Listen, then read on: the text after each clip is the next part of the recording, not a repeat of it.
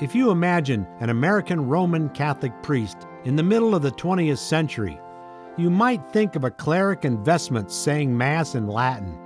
Can you imagine that same man writing and directing a musical extravaganza with over 1,000 performers called Light Up the Land?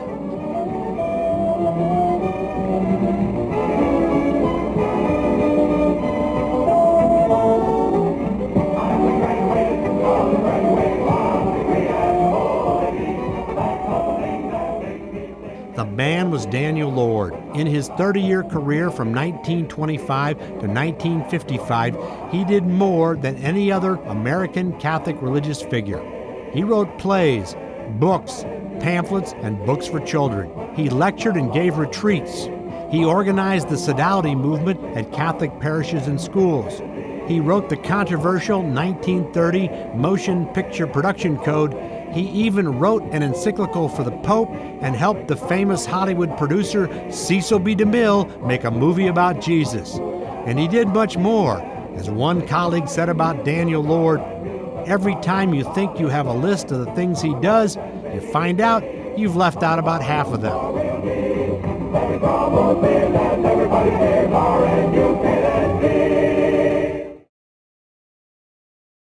The answers to the problems of the world are very simple. It's love. That's it. An unloved child is the child who grows up to be a broken adult or a criminal. An unloved nation is a nation by that very fact that is doomed to become a problem nation across the world. A class of people who are downtrodden eventually will rise up and take over, as they did in Haiti, and bathe the land in the blood of the people whom they have been taught to hate. We don't have to begin with a national problem. We begin right down inside ourselves. We have no right to deny to any man those things that we want for ourselves. We have no right to decide a class or a race or a nation or a color or a creed. By the very fact that they belong to it, have no right to these things. And we have an obligation, we Catholics, of supporting everything that sees to it that the God-given decencies of life be given to as many people as possible. If we do that, we shall have no worries about the future. The man had both the expansive vision of what the church might be and what it might be in the realm of public relations and publicity and publications, before TV really, and in the realm of dealing one-on-one with persons, giving them some sense of what Jesus was about. He was born in April 1888 in Chicago to George and Iva Jane Lord. The infant was named after his paternal grandfather, Daniel Lord, a Presbyterian minister. As a young woman, Iva Jane worked in a fashionable glove shop. One day, the shop received a shipment of blue-gray, mud-colored gloves from England. When they did not sell, Iva suggested a window display with a sign reading, "The newest color from London, Moonlight on the Lake." The gloves sold out in a day. This was the first of many examples of Iva's business acumen.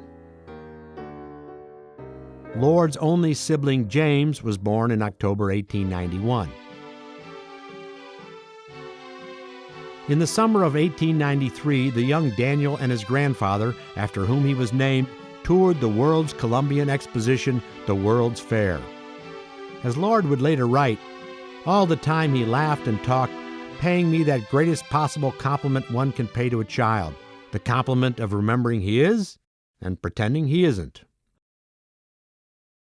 Lord attended Holy Angels Grade School, where Sister Mary Blanche introduced Lord to the Sodality Club. At confirmation, Lord took the name of Aloysius, which became his middle name. In 1901, Daniel entered the combined Jesuit high school and college, St. Ignatius. When a neighbor heard the news, he taunted Lord's father.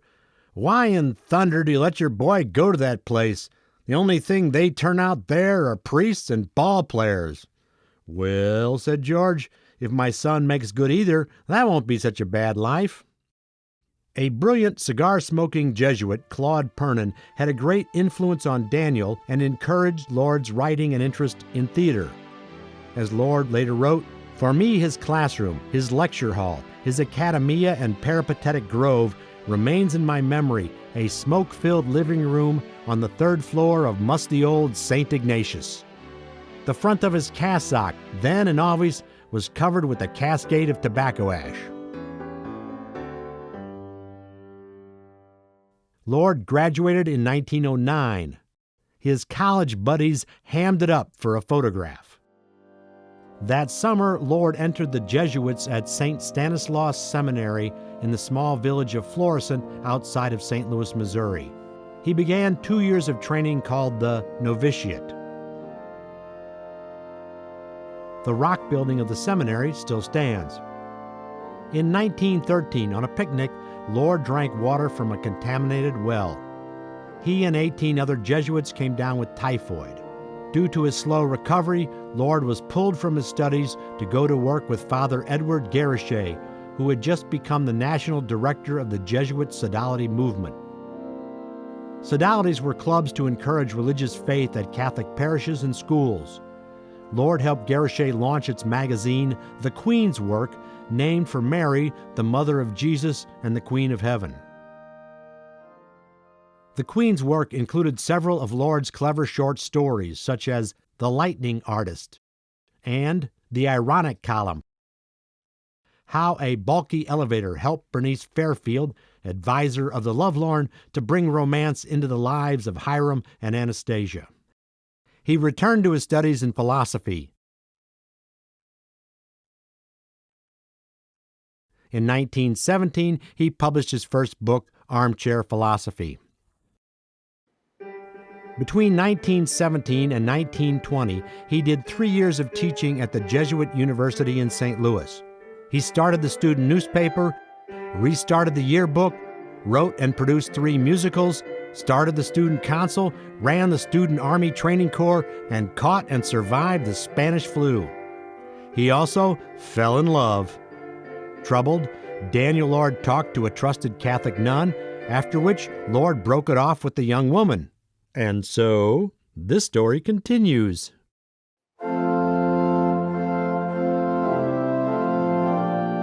In 1920, Lord began 4 years of the study of theology. In 1922, he caught and survived tuberculosis. In the early 1920s, Lord visited several dozen convents, schools, and institutions run by Catholic sisters. He wrote a series of articles in The Queen's Work, which were published as his book, Our Nuns, which gives a fascinating look into the work of Catholic sisters of the time. Lord was ordained in 1923.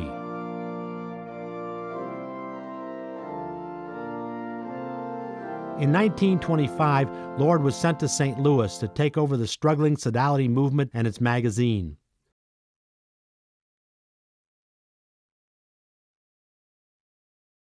Lord rewrote the Sodality manual and then started traveling the country to revitalize old Sodalities and create new ones. In the fall of 1926, Lord traveled to California to serve as technical advisor for Cecil B. DeMille's silent movie, The King of Kings, on the life of Jesus. DeMille and Lord became lifelong friends. Lord's main contribution to the film was to reduce the footage on Mary Magdalene prior to her conversion. One Sunday, Lord said Mass on the set using the workbench in the carpenter's shop of Jesus.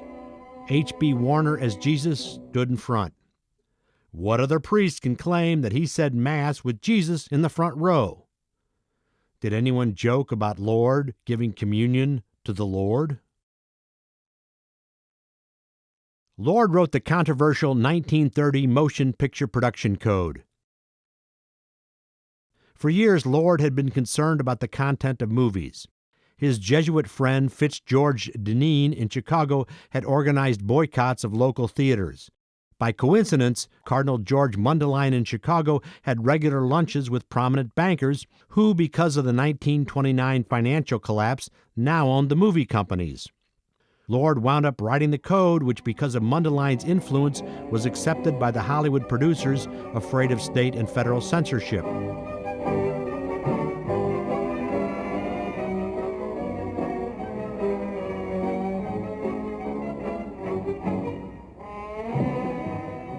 Lord wanted movies that did not glorify and encourage immorality and crime. As movie producer Jack Warner candidly admitted to Lord, "Whenever my directors are stuck for something to do, they make the heroine take off her clothes." When the code failed to change the movies, Lord wrote his next pamphlet. Lord then helped support the Legion of Decency, which rated movies. Lord's Queen's Work magazine published the ratings.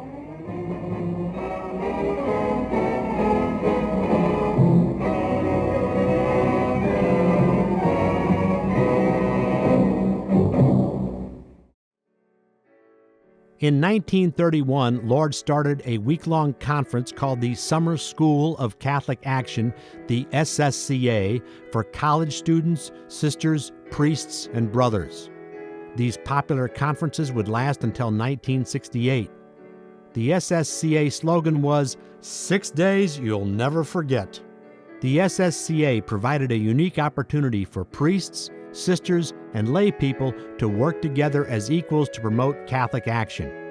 Such opportunities did not exist in many Catholic institutions. Lord even wrote the SSCA theme song for Christ the King, also known as An Army of Youth. An army of youth flying the standards of truth. We're fighting for Christ the Lord. Heads lifted high, Catholic action our cry, and the cross our only sword. Over the years, Lord's mother, Iva Jane, had been investing in real estate. She and George moved from one apartment building to another as she bought and sold. When Iva died in October 1933, Daniel Lord went through her orderly accounts. Through her real estate investing, Iva Jane left behind $70,000, an immense sum in the middle of the Depression. A year later, Daniel Lord wrote Iva Jane a tribute, the book My Mother. The famous Hollywood producer John Considine even considered making a movie of the story. In the January 1931 issue of the Queen's Work magazine, Joe College first appeared in a dialogue with his friend Chick Pagan. Chick would express his criticism of everything Catholic, and Joe would defend his faith on issues such as the Latin Mass, the role of priests, intolerant Catholics, and purgatory. In 1935, Joe and Chick appeared in photos. Jane Soff joined them. Listen, Joe, any fool would know that, so I say... You're wrong again, Chick. Fielding average 0. Can't you two ever stop arguing? Chick, if I don't give you an education, who will? If you're an educator, Charles Lindbergh's a deep-sea diver. Quiet. Has it ever occurred to you that if we three can't get along in peace, we can't expect the world to be peaceful if we're always fighting? I get it. Chick, for the summer months, let's resolve. If you say anything unpleasant, I won't hear it. If either of you does anything unpleasant, I won't see it. And even if you talk like a nut, I'll keep absolutely mum. Oh, what a peaceful world. In 1936, Daniel Lord sailed to Europe. He would retell his travels in My European Diary. While in Rome, he wrote the papal encyclical on the movies Vigilante Cura. He kept his authorship secret. Under Lord's editorship, the Queen's Work magazine included satirical pieces, humorous articles, and comics.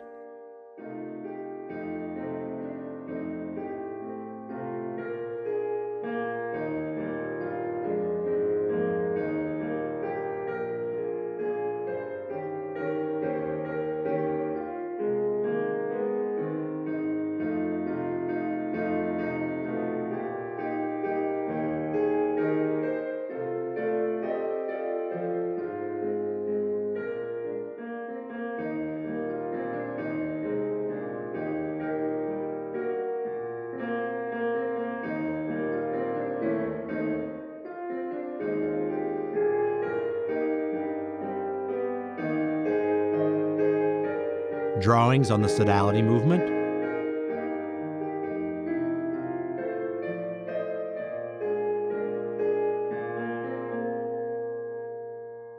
Christmas 1937, Why Santa's Hair Turned White.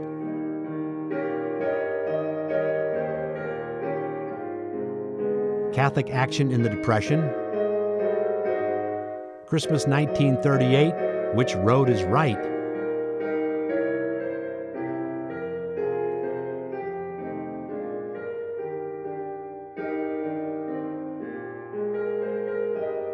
And Catholic Attitudes.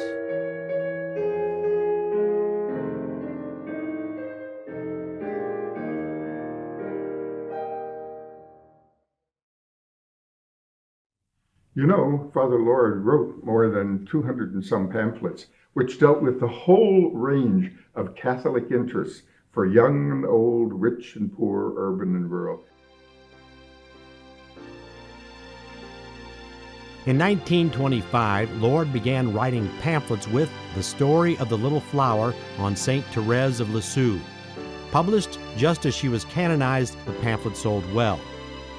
It included evocative drawings by Lord's Jesuit friend Louis Egan.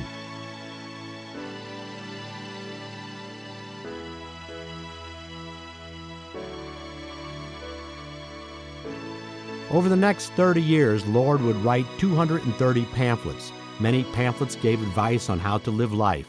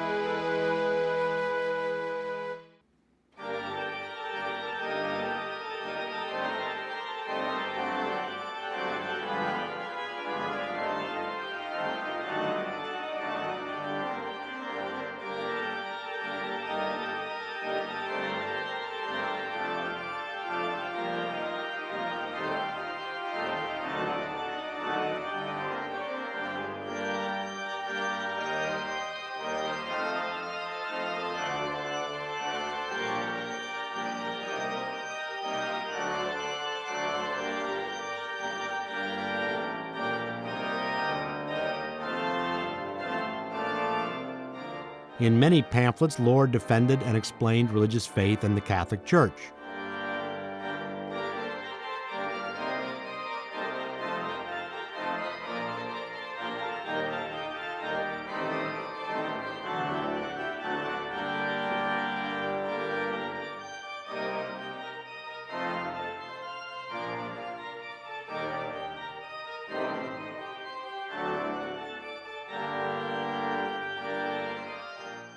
Lord would sell over 25 million pamphlets in the United States.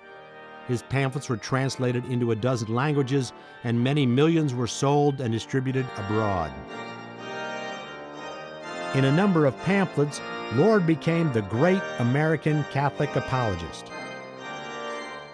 Each year, Lord produced a special Christmas pamphlet. And Lord covered all the sacraments. Confession is a Joy would sell 340,000 copies.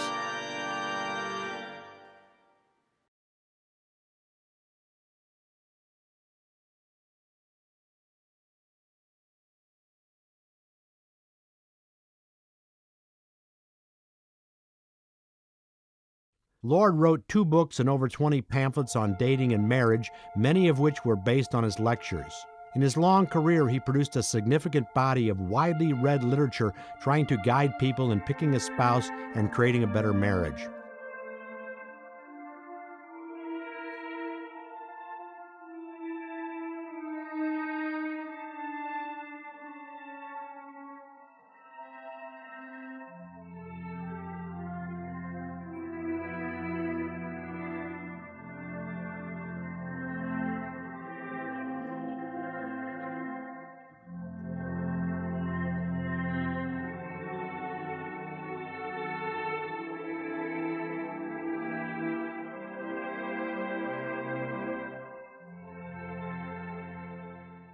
In So We Abolish the Chaperone, Lord warns young women with the character who expresses the attitudes of some young men toward dating.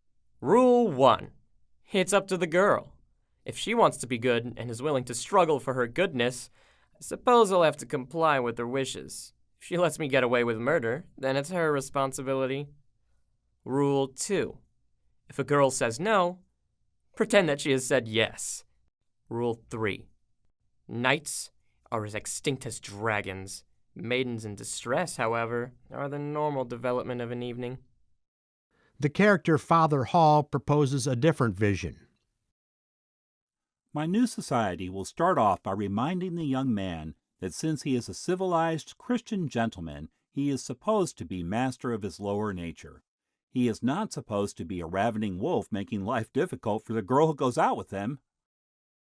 He is the logical successor of the true knights. Dragons snorting fire and brimstone may all be dead. Dragons snorting cigarette smoke and the fumes of too much alcohol are very, very much alive. Wizards no longer threaten fair maidens. Young men with the charm of a smooth line and a polished approach are quite too common.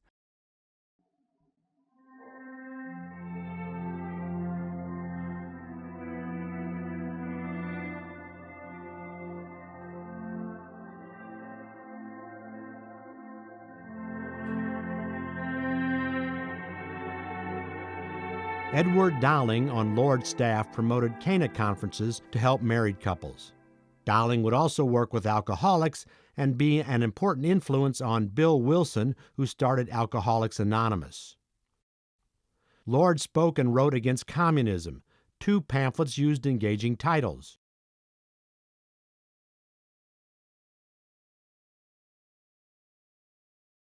The answer to communism is Christian democracy, and until we are willing to live like Christians, we are not going to lick communism. Every time a neighborhood takes an attitude of hatred or bigotry toward a racial group or a minority group, we are just handing the communists a ready-made victory on the battlefield. Lord made hundreds of radio broadcasts, and for 20 years his weekly column, Along the Way, was syndicated in diocesan newspapers across the country. Lord's 1933 Religion and Leadership became a popular textbook for college freshmen and was used into the 1950s. In 1943, Lord took over the Jesuit Institute for Social Order, the ISO. Lord envisioned an ambitious plan to educate Jesuits about Catholic social teaching, who would in turn educate Catholics. However, Lord's vision was too bold, and after several years he was removed as head of the ISO. Lord pioneered children's religious literature. Starting in the 1940s, he would produce over 70 children's books and coloring books. Millions of copies were sold. A few are still being sold today.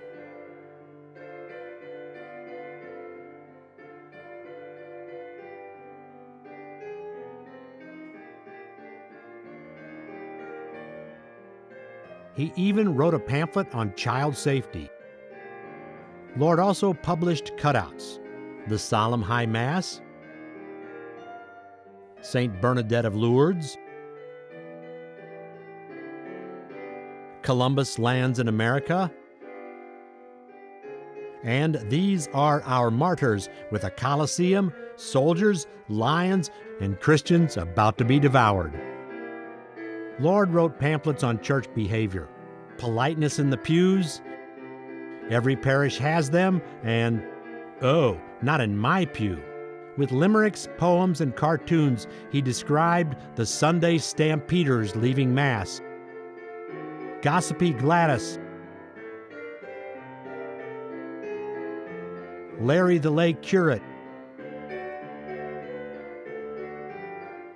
Catch a Drag Claudie, and the sprinter in the dark. Deep in the shadow of the pew has crouched the penitent. His soul is wet with deep regret, his head in sorrow bent. But let the priest approach the box, a whiz, a swoosh, a lunge, the line he'll toss for quite a loss, making his halfbacks plunge. Today it is hard to imagine the size of the sodality movement in Lord's time.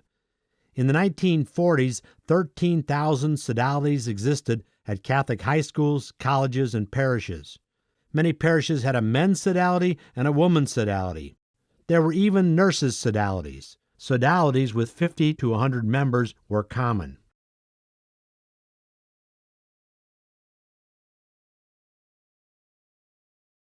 For 30 years, Lord traveled constantly, visiting parishes, Catholic grade schools, high schools, and colleges. Very likely, he met and talked with more Catholic young men and women than any other person. If Dan Lord were alive today in 2017, he would definitely have a Facebook page and a Twitter account, and he would be using them constantly to evangelize young people. Father Lord's Jesuit colleague, Father Walter J. Young, the great scholar, would later theorize about mass communication and media, but Father Lord actually used these various forms of media and communication to attract young people to the Catholic faith. Countless young men and women chose vocations because of his writings, lectures, and personal correspondence.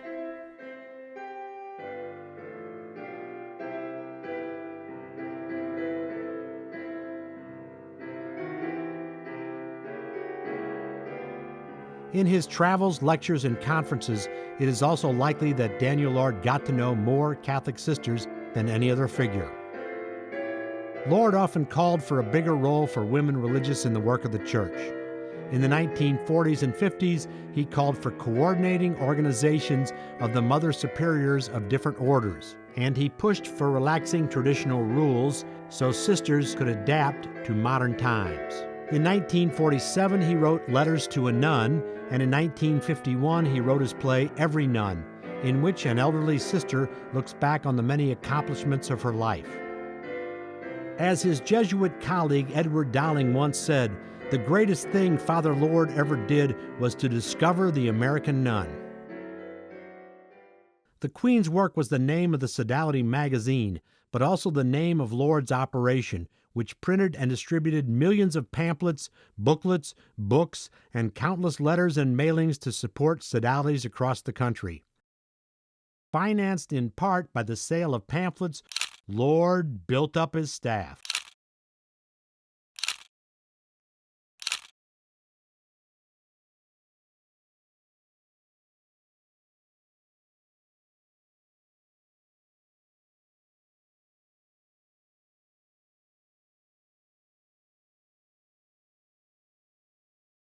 Lord never understood racial and ethnic hatred and spent his career fighting prejudice.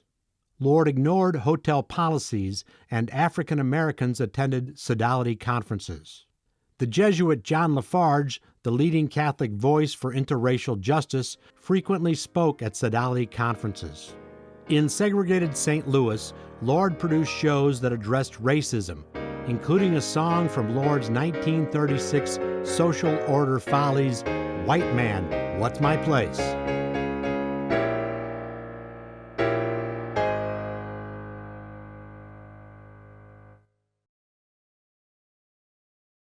In 1937, Lord wrote the pamphlet, Dare We Hate Jews?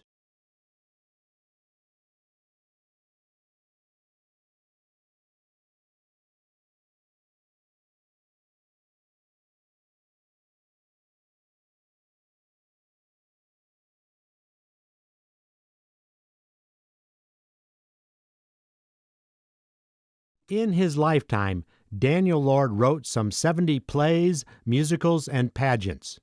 He wrote 3 while in college, International Minstrels, The Night of the Prom, and The SS Buster of the White Star Line with a happy ending.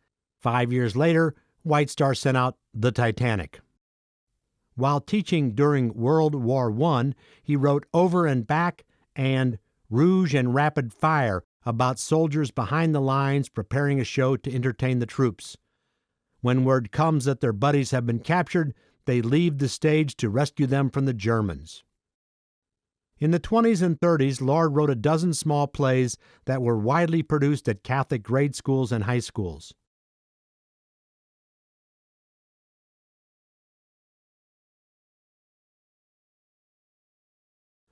Lord played a key role in the Catholic theater movement to encourage amateur theater at schools and parishes. He produced most of his plays.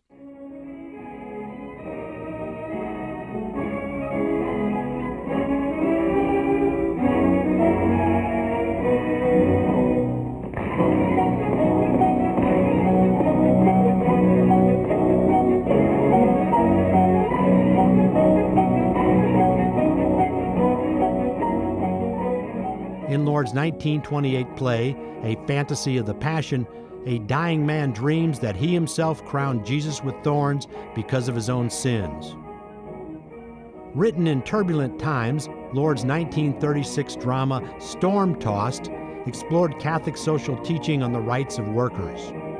In 1937, Lord wrote and produced The Restless Flame for Marquette University in Milwaukee, a tribute to great explorers from Odysseus when Circe turned his men into animals, to Marco Polo in China, to Hernan Cortez and the Aztecs, to the Jesuit Jacques Marquette, who explored the Mississippi in the 1600s. And in 1937, Lord also produced Jamaica Triumphant. Jamaica was portrayed as a woman.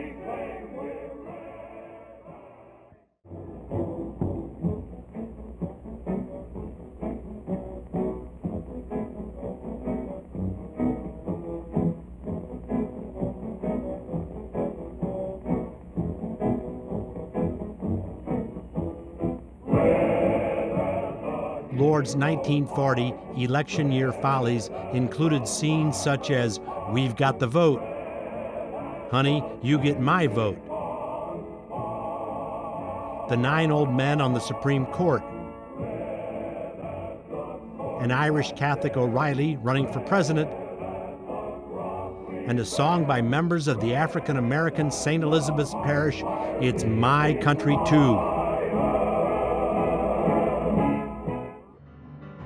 Lord filled his plays with Crusader Knights, Vikings, Aztec demon dancers, dancers with scimitars, bandits with scimitars, and bandits on horseback attacking the Holy Family.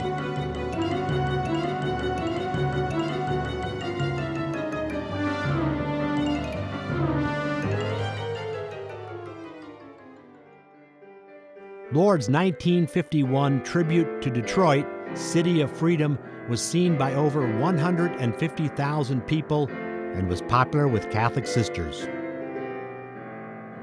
In 1952, Lord created his musical Light Up the Land for the Jesuit University of Detroit with over 1,000 performers.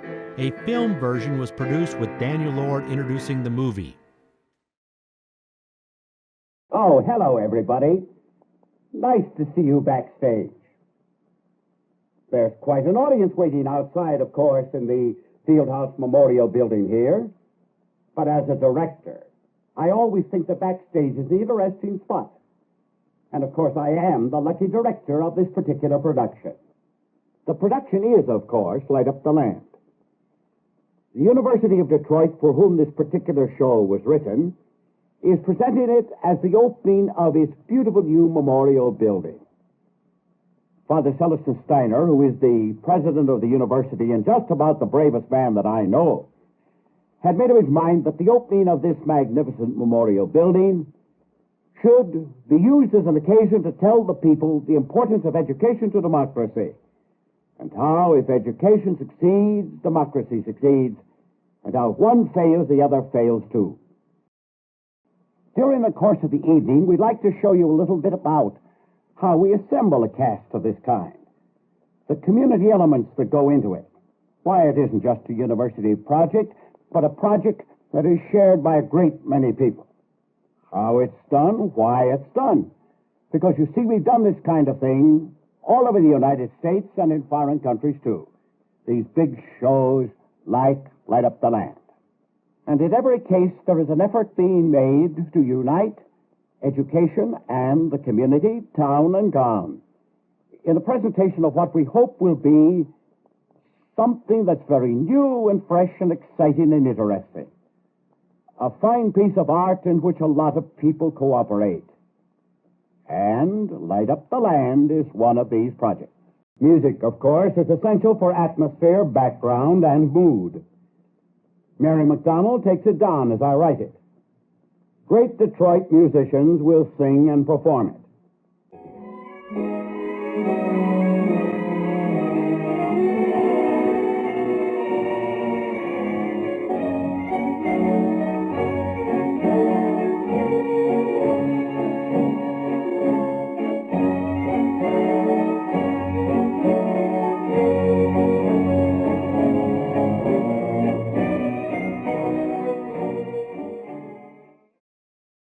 Lord gave advice for working with amateurs. Anybody can act well for 1 minute. Anybody can do a part that pleases an audience for 30 seconds. Build your show out of 1 minute and 30-second bits.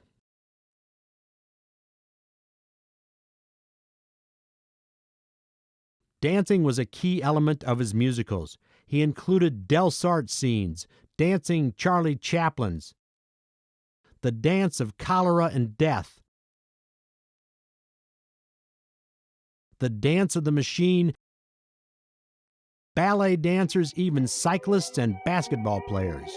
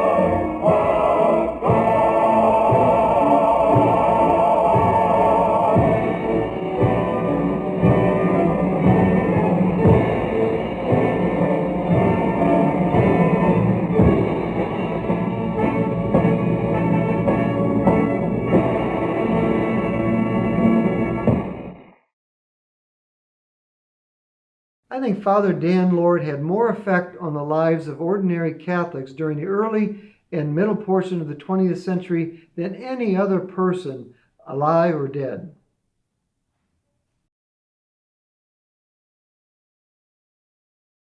In January 1954, doctors discovered that Lord had lung cancer, although he was not a smoker.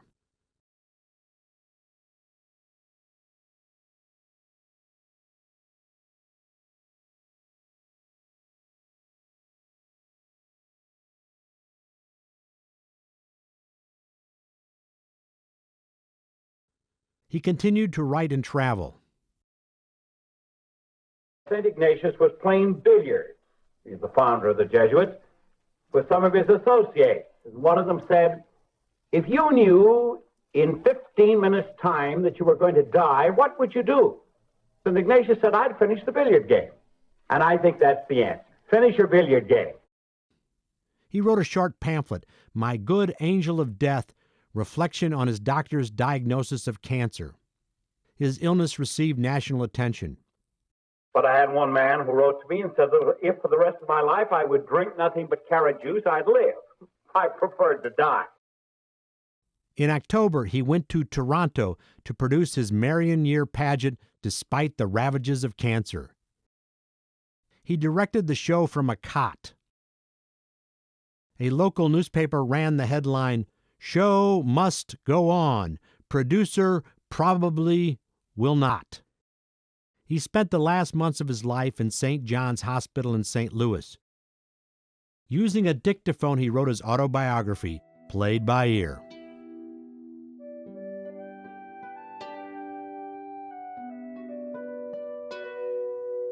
In his final days, delirious, he imagined he was still giving stage directions.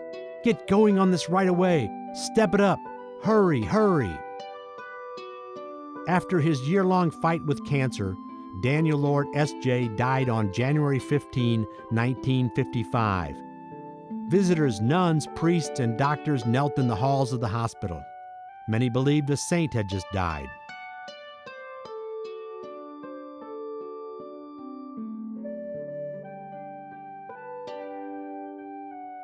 He was buried at St. Stanislaus Seminary, where he had entered the Jesuits 45 years earlier.